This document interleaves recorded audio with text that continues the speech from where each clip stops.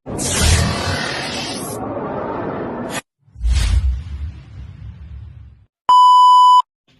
yan, what's up mga kalapatids? Magandang araw ulit sa inyo. So for today's video is i-unbox naman natin yung pangalawang box na dumating sa atin mga kalapatids. So ito yung pinaka-solid na ibon mga kalapatids, dahil ito is mismong half sister nung nanalong ibon ni Kuya Ervin Reyes, Ilonggo Connection ng Las Vegas, Nevada. So nanalo siya sa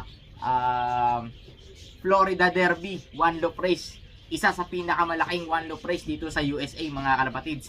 And hindi lang yun mga kalapatids, dahil sobrang laki ng kinuwang pera. So yung ibon ni Kuya Ervin is nanalo ng $81,000 mga kalapatids, 81,400. So ito siya mga kalapatids, ito yung ibon na yun. Ayan si ang gandang ibon, $81,000 nanalo sa Florida Derby, bred and raised by Kuya Ervin Reyes, Ilonggo Connection. So, yun na nga, kaibigan siya ni Bro Adrian. So, itong i-unbox natin is kay Bro Adrian pa rin to. Dito muna ipinadala sa atin sa San Diego, sa loft natin, Magnum Loft. Dito muna pinagkatiwala sa atin mga kalapatids, dahil nga habang iniintay yung shipping pa uwi ng Pilipinas. So, pakita na natin mga kalapatids, dahil excited na ako dito. Napakagandang ibon mga kalapatids. Tingnan natin agad, dahil nakita ko na to sa picture. And then tingnan natin kung ano itsura niya ngayon dito sa personal. Alright mga kalapatids. Ayan.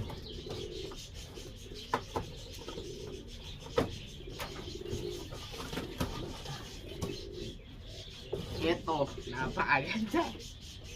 Ang ganda, ang liit na hen. Kagagandang ibon mga kalapatids. Ayan o. Halos kasing sukat din siya nung dalawang Ornat Bloodlines na in-unbox natin kanina. So ito mga kalapatids, ang gandang hen. Ito is inbreed na kapatid nung winner sa Florida Derby ni Kuya Ervin Reyes. Ayan mga kalapatids, ayan, kapatid nito yung nanalo ng $81,000. Kung i-convert natin sa peso yun mga kalapatids is 4.5 million pesos ang kinuha ng kapatid nito. Napakagandang ibon, no? Small size hen, gandang katawan, ganda, ang liit. Small size hen, ang liit nga. Tapos yung hipo niya, ito rin, ganun din, halos pare-pareho. Ang lalapit ng ng gap, tapos dikit na dikit yung sipit-sipitan. Gandang ibon mga kalapatids. And then ito nga palang ibon na to is Ornat Bloodlines din mga kalapatids. Itong ibon na to, tulad nga sinabi ko rin na doon sa unang video natin, doon sa in-unbox natin ng mga ibon galing kay Ado Family Love, is itong ibon na to is Ornat Bloodlines din, which is ang tag dito, nawala tuloy ako dahil nga ang ganda ng ibon. So yung Ornat Bloodlines is yun yung apo ni Ornat yung nanalo ng $81,000 mga kalapatids. 4.5 million pesos ang kinuha ng kapatid nito. Sana all. Ornat Bloodlines din. So talagang hindi nagbibiro yung Ornat na yon. Talagang napakahusay na ibon. Winner siya and producer of winner. So itong mga kalapatids, napakagandang ibon, no. Ayan, Bro Adrian, ito na, dumating na, napakaganda. Ayan, no. Ayan. Talagaan natin dito ng ayos to sa Magnum Loft. Ayan, shoutout kay Kuya Ervin Reyes ng Ilonggo Connection. Ito na, dumating na po yung ibon, dito na, nasa Magnum Loft na. Stay muna to dito habang inantay ko yung shipping pa uwi ng Pilipinas.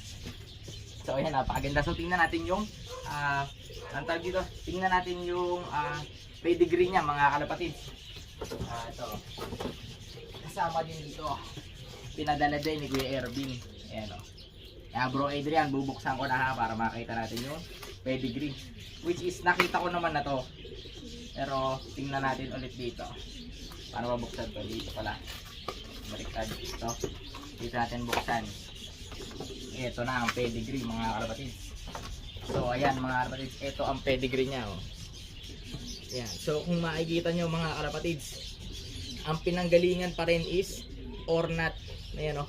Si Ornat at si Halover 390 $1 million man. Ayan, ayos mga kalapatids. O si Nevada Boy, ito yung tatay nung nanalo sa Florida Derby, which is siya yung tatay nung $81,000 winner mga kalapatids. Tapos ang nanay naman nito is AFL pa rin, Ornat, inbreed Ornat pala to. Yung nakuha ni Bro Adrian.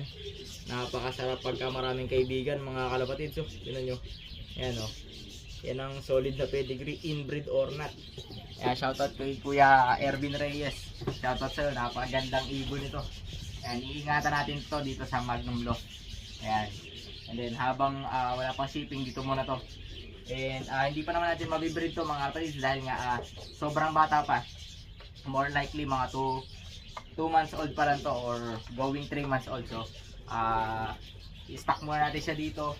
And then iuuwi to ni Bro Adrian sa Pilipinas pag may shipping na. Pero yung dalawang Ornat na nakuha ni Bro Adrian kay AFL is i-breed natin yun dito and i-entry natin sa late hatch one low price ang mga anak. So, yun na nga mga kalapatids. Pakita ko ulit sa inyo. Ganda.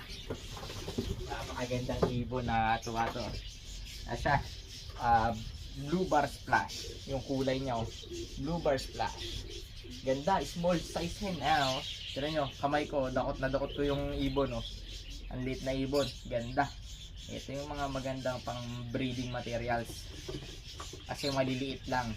Dito sa US ang kailangan mga ibon maliliit lang dahil dito mabilisan ang karera, fast race lagi dito mga kapatid. Ayan o, blue bar splash, ganda, inbreed Ornat, kapatid ng winner sa Florida Derby, one low price, ganda.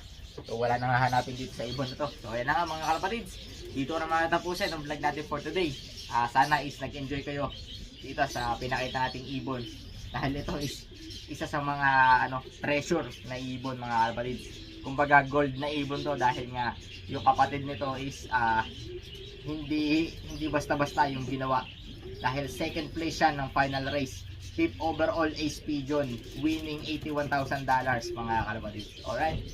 Dito na tapos yung video natin for today. Shoutout sa inyo lahat dyan.